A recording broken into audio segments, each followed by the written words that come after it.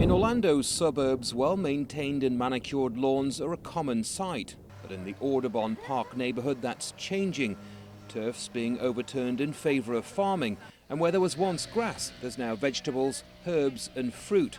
It's all part of the Fleet Farming project that aims to convince homeowners that lawns are a drain on valuable resources. It really is just completely wasteful, and especially it rains so much here in Florida. You still see sprinklers going off while it's raining, and it just doesn't make any sense. So Fleet Farming really aims to combat that so that the water is at least going for something good, which is food.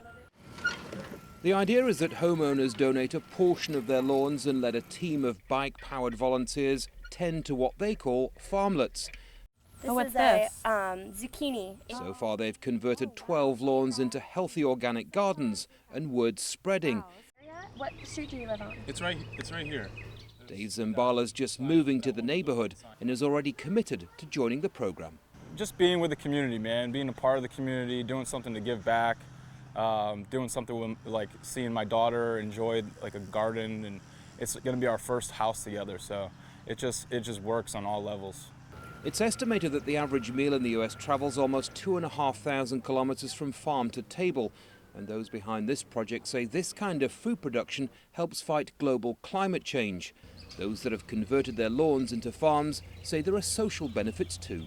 People who live around here, when they're walking by or driving by, they will either knock on my door, or if they see me outside, they'll come and talk to me and ask me about it. So I've gotten to know a few more people in the neighborhood because of the garden. This Fleet Farming project has proved so successful that they're even getting requests for help from as far afield as Australia and the Philippines. And when the crops do finally come out of the ground, they're brought here to this market, where they're then distributed to a handful of local restaurants. Proof, say organisers, that urban farming is a viable alternative. The waiting list to join Orlando's urban farming project is now 300 and growing. While it may not challenge the US's massive agricultural industry, it could be a sign of things to come. Andy Gallagher, Al Jazeera, Orlando, Florida.